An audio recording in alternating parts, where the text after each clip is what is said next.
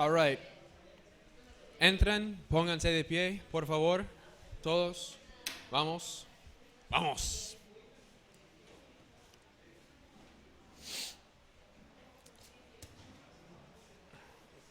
All right, Alex. Yeah. All right, all right. Abren sus Biblias mientras están parados a 1 Corintios 4.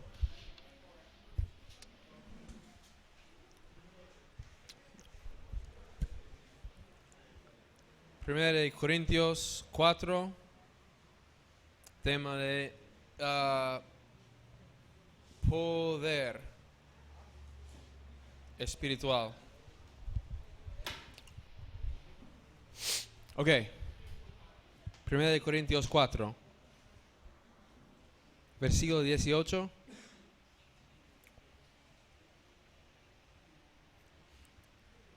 ¿Debemos leerlo juntos? ¿Por qué no? 18.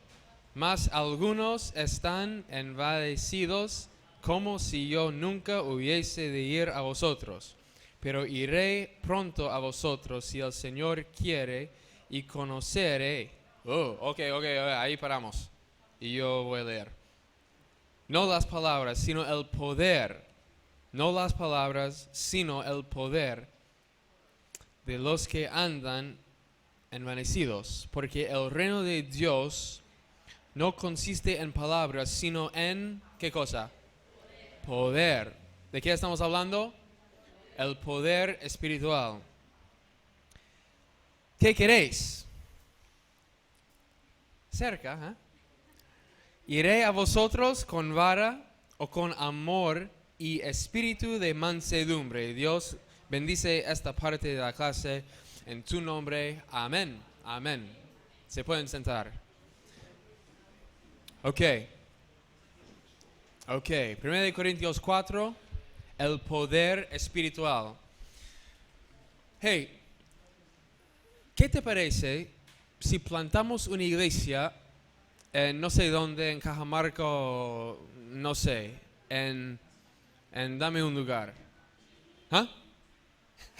¿Qué dijiste? ¿En Asia? No, en Asia no. A la playa. En la playa, en Máncora. No. No. Yo dejé parte de mi carne allá en Máncora. Esta parte. Bueno, ok. Vamos a empezar una iglesia en Tumbes. En la ciudad de Tumbes. Pero vamos a hacerlo usando gente que habla el idioma así como los tumbesinos. ¿Tumbesinos se dice? Lo que sea. Vamos a usar esas personas solamente. Y los que hablan como los tumbesinos, pero conocen la Biblia como, increíble, tienen toda la sabiduría, pueden hablar como Apolos, tienen la profundidad de Pablo y tienen la energía de Pedro, la unción de Jesucristo mismo. Vamos a enviarles a ellos. Qué bueno. Pero qué tal si plantas la iglesia así, compras un edificio y ahí es tu iglesia, con ese hombre. Pero qué tal si no hay poder espiritual. Todo lo que yo hago es allá en Tumbes, es poder natural, el poder mío, que proviene de quién soy, mi carisma, ¿no? Mis dones, mis talentos, mi talento con el idioma, que ustedes ya saben que no tengo tanto, pero en vez del poder de Dios. Tal vez vamos a tener una iglesia así y tal vez tendremos como 100 personas, 200, 1000 personas, todo el pueblo de Tumbes. Qué bueno, pero Dios lo está mirando y diciendo, qué tonto, haciendo todo eso sin el poder que viene del cielo.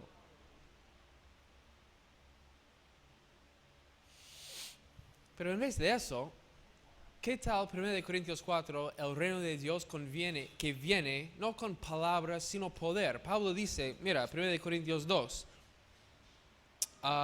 versículo 3, estuve entre vosotros con debilidad, con mucho temor y temblor. Y ni mi palabra, ni mi predicación, y ni me importa si las luces se apagan otra vez, fue con palabras persuasivas de humana sabiduría, sino con demostración del Espíritu y de poder. ¿Para qué? Para que vuestra fe no esté fundada en la sabiduría de los hombres, sino en ¿qué cosa? Poder de Dios. Si yo voy a Tumbes con mi inteligencia, con mis talentos, con mis dones, con mi sabiduría humana, con mi conocimiento bíblico, y yo voy, pero sin el Espíritu y el poder de Dios, tal vez tengo 1000 personas en mi iglesia, pero ¿qué dice Dios? Tonto. ¿Por qué? ¿Por qué? No es el reino de Dios. No es Dios actuándose a través de un hombre. Es un hombre nomás. Es un hombre muy elocuente. ¿Elocuente se dice? ¿Eh? Es un hombre muy listo tal vez. Un hombre muy talentoso. Pero un hombre poderoso en cuanto a Dios y las Escrituras como Esteban. No. No. Y las vidas que él cambia, el cambio va a ser superficial. Vuestra fe fundada en mis dones, mis talentos, mi sabiduría humana, mi elocuencia, lo que sea, y no de Dios. Pero Pablo dice, no, nada de eso. El poder espiritual que viene de Dios, que es para nosotros. Ok, pregunta. ¿Cómo es que nosotros tenemos poder espiritual? ¿Cuál es la única cosa que podemos hacer para tener poder espiritual? Ideas, dame una idea. Ser guiado por el Espíritu, bueno.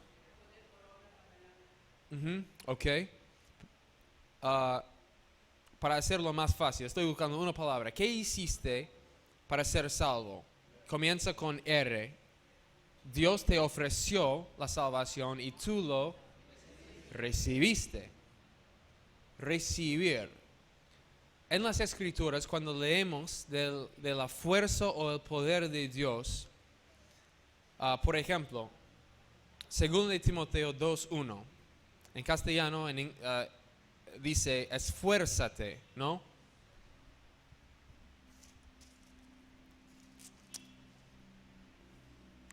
Esfuérzate en la gracia que es en Cristo Jesús. Lo siento, Reina y Valera. La traducción debe ser, recibe la fuerza, recibe el poder de Dios. Es igual en 1 Corintios 16:13. No sé lo que dice en castellano ahí.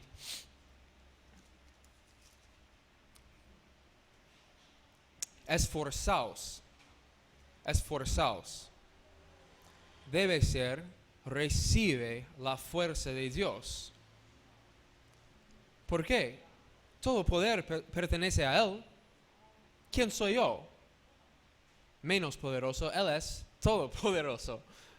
Entonces, si yo quiero poder espiritual en mi vida, ¿dónde lo voy a sacar? Dios. Yo quiero recibir poder. Yo necesito poder. ¿Por qué? Porque mi vida, y especialmente hombres quienes van a ser líderes y ya son líderes en la iglesia, si eres un hombre en esta iglesia, el resto de la iglesia te mira como líder porque eres hombre. Bueno, sucede. Si vas a ministrar a ti mismo y si vas a ministrar a los demás, necesitas que tu ministerio a ti mismo y a los demás no sea basada en palabras persuasivas de sabiduría humana, sino el Espíritu y poder. Poder. Entonces, ¿cuál es la única cosa que tienes que hacer? Recíbelo. Dame, Dios, poder.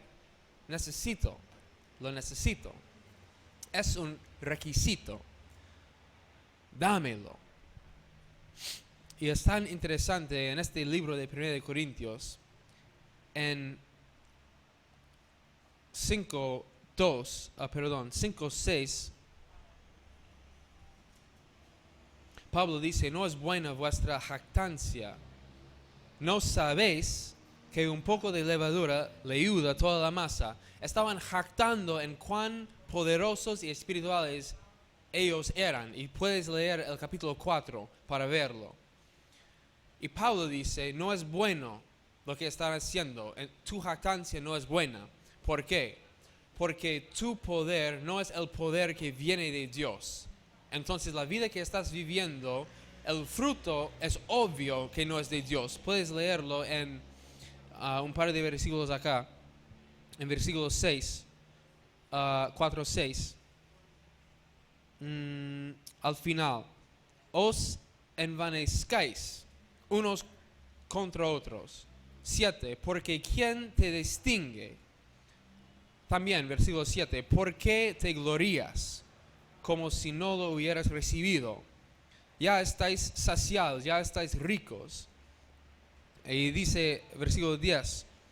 Nosotros somos insensatos, pero vosotros prudentes. Nosotros débiles, vosotros fuertes. Vosotros honorables, mas nosotros despreciados. Esas palabras representan el fruto del poder falso de los Corintios, ¿no? Whatever. You choose. Como Pastor Lars diría. Poder falso o poder equivocado, fruto equivocado. Y Pablo dice, están jactando como si tu poder fuera de Dios. Pero no es. No es. Y puedo verlo claramente por el fruto que produce. ¿Estás jactando de qué? ¿De qué cosa? O bueno, Pablo es así, pero nosotros honorables, fuertes, ricos, saciados somos. Pablo dice, locos son. Y tú puedes leerlo claramente en el griego. Él está hablando muy sarcástico, ¿no?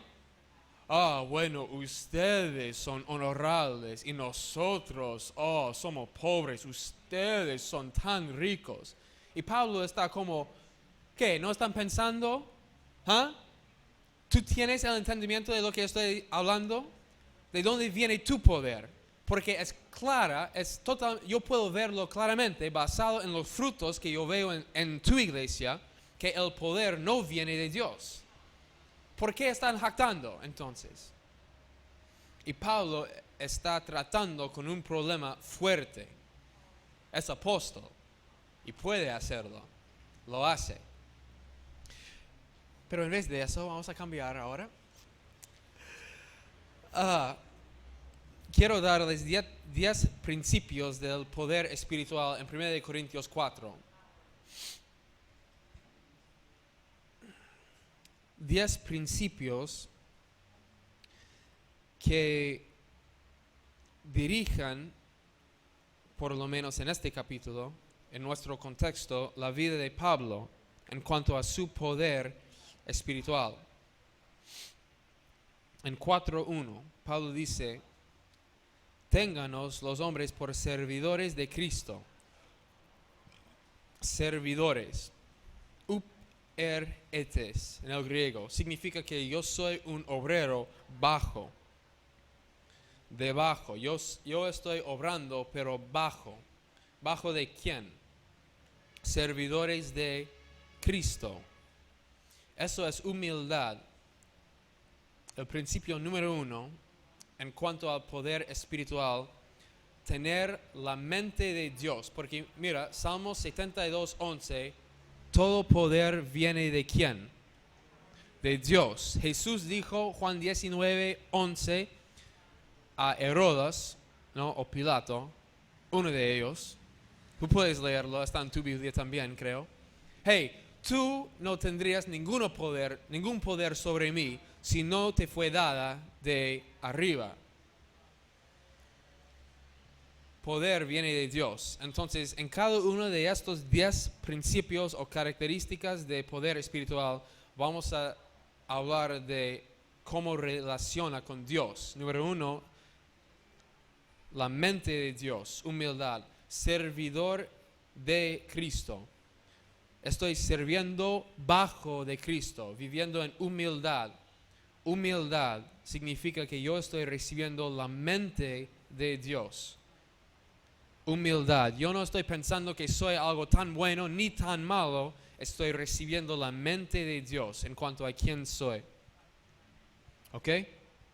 Número 1, la mente de Dios. Número 2, la voluntad de Dios.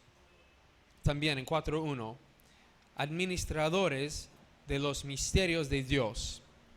Administradores, oikonomos, significa estoy gobernando en los detalles de la casa.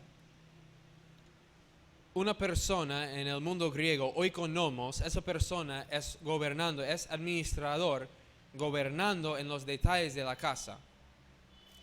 Eso significa que yo digo como Cristo, Mateo 26, no mi voluntad, sino la tuya. La voluntad de Dios gobernando en mi vida. Número 1, humildad, la mente de Dios. Número 2, la voluntad de Dios. ¿Ok? ¿Cómo estamos? ¿Están conmigo? Creo que sí.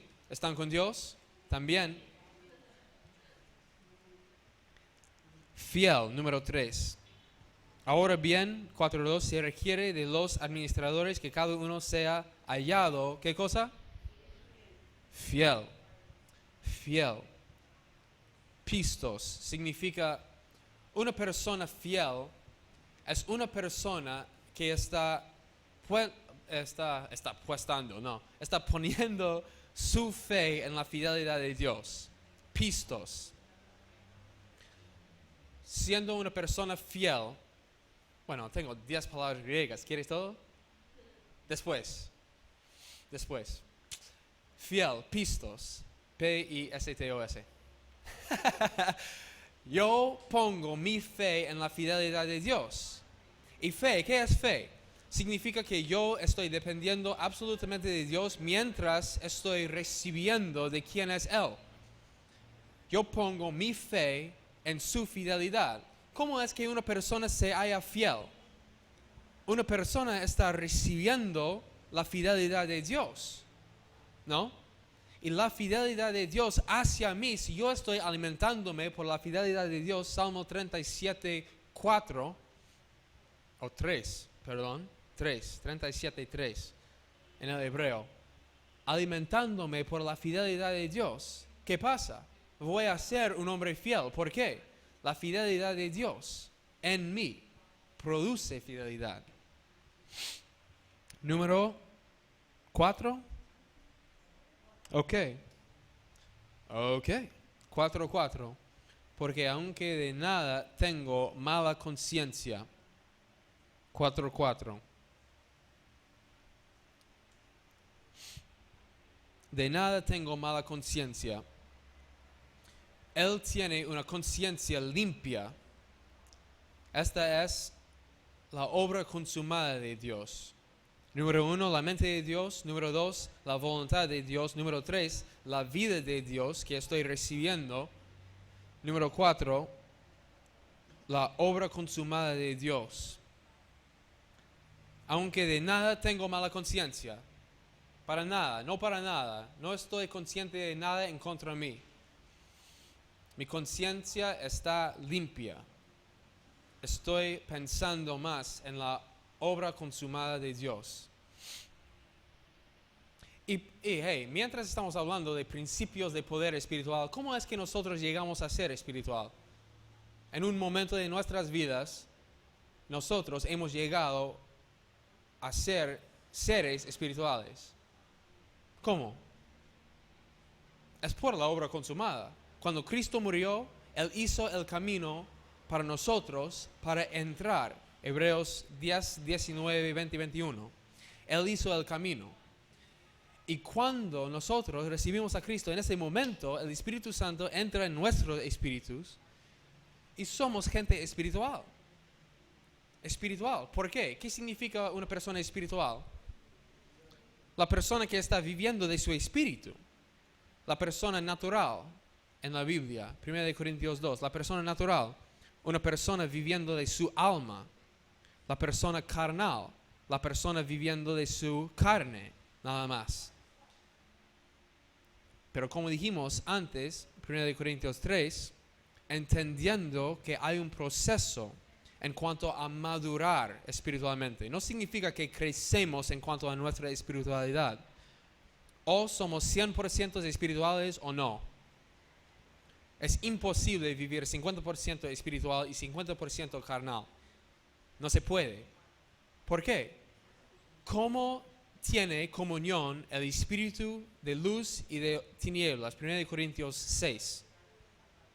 ¿Hay comunión? Perdón. ¿Es primera o segunda? Segunda, creo. ¿No? Segunda de Corintios 6. No hay comunión. No hay comunión. Segunda de Corintios 6. Un yugo inigual. No hay comunión. Esto es claro, ¿eh? Espiritual. ¿Cómo? En el momento que recibí a Cristo, mi espíritu fue vivificado por el Espíritu de Dios y ahora soy una persona espiritual. Ahora, ¿siempre estoy viviendo del Espíritu? No. Pero estoy creciendo, estoy en un proceso de madurez espiritual. Y yo creo que hay gente en la tierra, cristianos, que viven más en su espíritu que otros. Obvio, ¿no? Gente más madura. No significa que son gente más espiritual. Significa que pasan más tiempo viviendo del espíritu. Nada más. Nada más. Y cualquiera de nosotros podríamos ser esa persona. Pero, hey, no hay condenación. Estamos en el proceso. Dios nos está madurando. Uno está, está dando el agua, el otro está cosechando, lo que sea. Dios da el crecimiento. Ok. El próximo punto, el pensamiento de Dios. Número 1, la mente de Dios. Número 2, la voluntad de Dios. Número 3, la vida de Dios. 4, la obra consumada de Dios. Ahora 5, el pensamiento de Dios. En 4:4, en 4:6. Él dice en 4:4, porque aunque de nada tengo mala conciencia, no por eso soy justificado. No por eso. Él tiene doctrina reinando en él. Es el pensamiento de Dios. Y como dijimos antes, ¿es posible que un cristiano tenga la mente de Dios pero no lo usa? Obvio. Pero Pablo tiene no solamente la mente de Dios como servidor humilde, recibiendo la mente de Dios, pero también él dice, hey, no estoy consciente, no tengo mala conciencia, pero así no pienso así. Yo pienso según, versículo 6, en nosotros aprendáis a no pensar más de lo que está escrito. La palabra es como pienso. Tengo la mente de Dios, pero también estoy pensando con los pensamientos de Dios. Okay? The next one. 4:7. ¿Quién te distingue? ¿Quién te distingue? Pablo recibió un par de revelaciones fuertes de Dios. La gracia de Dios y la obra consumada y el cuerpo. Él tenía una revelación del cuerpo como ningún otro hombre que leemos en las Escrituras. Y él está viniendo en contra de las divisiones fuerte. ¿Quién te distingue? ¿Por qué divisiones? Estamos hablando del cuerpo de Dios. Para ser una persona espiritual, con poder espiritual, ¿qué hago? O yo soy parte de una secta en la iglesia, o yo me quedo en casa y yo voy a tener poder espiritual. No. El poder está en el cuerpo. El cuerpo de Dios. ¿Ok? No sé qué número estamos. 7. 4:7. Por el número 7. 4:7. Dice, ¿qué tienes que no hayas recibido? ¿Qué tienes que no hayas recibido? 4:7. La naturaleza de Dios es gracia. Gracia nos da poder espiritual. ¿Y qué es gracia? Es todo lo que Dios es dada a nosotros en un momento de tiempo. Cuando pecamos, ¿qué es lo que Dios nos da? ¿Condenación? No. Gracia. Él nos da a sí mismo. Comunión ofrecida a nosotros otra vez al instante. Si confiesas tu pecado, ¿qué pasa? Él está ahí. Te limpia. Fiel y justo es para hacerlo. ¿Cómo se llama eso? Gracia. Cuando el pecado abunde, ¿qué pasa? Dios te condena, Dios te mata, Dios te envía un rayo del cielo.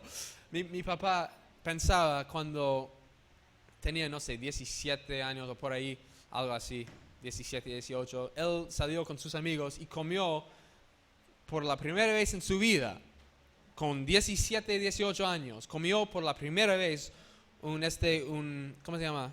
Shrimp. ¿Cómo se llama? Shrimp. Langostino, ¿no? La primera vez en su vida. Y él pensaba como judío que Dios iba a enviar un rayo para matarle. Porque eso es lo que su padre le dijo. ¿Ah? Pero bueno, si Dios lo hubiera dicho, lo hubiera hecho, yo no estaría acá. Gracias por la gracia. La naturaleza de Dios y es lo que nos da poder para vivir la vida. Hey, ¿cómo es que nosotros estamos viviendo la vida cristiana? ¿Ah? ¿Por nuestra fuerza? Míranos a nosotros. ¿Cuántas horas evangelizamos? Haciendo crecer la iglesia. No. Bueno, no quiero hablar de eso porque creo que voy a entrar en depresión.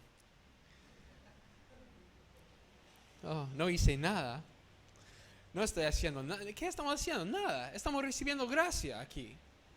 ¿Cuál es la cosa que atrae gente a un grupo como este? Son lindas personas que somos. No. Es que la naturaleza de Dios se manifieste aquí. ¿No? ¿Por qué estás aquí esta noche? Instituto Bíblico, debo de estar acá. No. Eso es ridículo. No sé cómo pronunciarlo bien.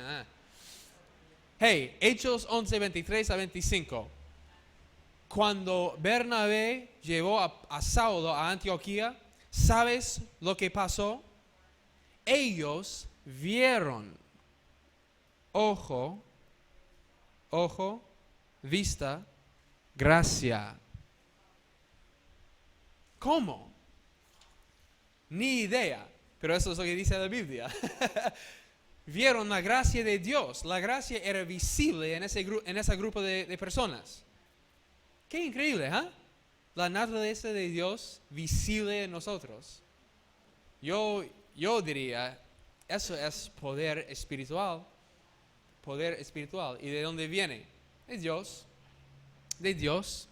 Ok, próxima cosa. El reino de Dios. 4:20. Es el poder y el propósito de Dios. El poder y el propósito de Dios. Cuando dice en 4:20, porque el reino de Dios no consiste en palabras, sino poder. El reino de Dios es su propósito y su poder. Dice, no consiste en palabras, sino en poder. La palabra es dunamis, que significa la habilidad y la abundancia de un poder como explosiva, ¿no? El poder en el reino de Dios, en el propósito de Dios en la tierra. Cuando Hudson Taylor, el misionero a China, estaba trabajando como médico en una parte de Londres, donde era en ese tiempo el peor lugar en Londres, como una parte de la Victoria acá, o no sé, Callao, no sé dónde. Él estaba trabajando ahí en preparación para ir a la China, ¿no? Y él dijo, claramente, hey, durante una noche cuando cuando estuve trabajando ahí, yo escuché inaudible la voz de Dios diciéndome, toda potestad me es dada en la tierra y en el cielo, Mateo 28, 18, y en el versículo 20, y hey, estoy contigo. ¿Qué palabra de Dios, ¿ah? Toda potestad me es dada y yo estoy contigo. Eso sería bueno para un pastor Justin Schaller que se encuentra en la Victoria a las 7 de la mañana. ¿Qué estoy haciendo acá? Hey, toda potestad me es dada y estoy contigo. Relájate nomás. Es el reino de Dios en la tierra. Increíble. En donde quiera que vayas, Dios con nosotros. Y nunca sale, nunca nos deja y sale. En Deuteronomio 30 y... Oh, debo buscarlo. Voy a buscarlo. Tal vez no lo voy a encontrar. 31:6. En el hebreo de no te dejará ni te desamparará, donde está citado en Hebreos 13:5, la idea en el hebreo es que Dios no te deja, no te deja caer, no te pone ahí y sale. No lo hace. Como un niño, ¿no? Estás llevando un niño, tú pones al niño ahí en una silla y te dices, bueno, quédate ahí, yo voy a regresar y tú sales. Dios nunca lo hace con nosotros. ¿Por qué? Es su reino. Su reino que está donde en Lucas 17, 20 y 21. Adentro, en nosotros. ¿Ok? Próxima cosa. Amor. El amor de Dios. 4:21. ¿Qué queréis? ¿Eh? ¿Qué queréis? ¿Qué queréis? Oh, loco, ¿viste? ¿Qué queréis? ¿Qué queréis? ¿Viste, loco? Ok. ¿Iré a vosotros con vara o con amor? Ágape. Amor, ágape. Es el amor incondicional de Dios. El amor ágape de Dios. Y en este contexto, un libro me dijo que Pablo dice, hey, con vara vengo o lleno, hasta totalmente lleno con el amor ágape. ¿Qué crees? Con vara. Hay un video en YouTube que deben ver, ¿no? Una vieja así. Dos mujeres se están discutiendo entre sí y una tercera está por la esquina, ¿no? Y está escuchando y después como un par de segundos está como así nomás. Y su mano entra en la cara de la mujer y puedes ver todo como así, loco, pero gracioso. Con vara o lleno de amor, el amor de Dios. Y número 10, espíritu de mansedumbre. Espíritu de mansedumbre, 4:21, está ahí. Praiotes. ¿Qué significa mansedumbre? Estudiantes, Instituto Bíblico. Mansedumbre.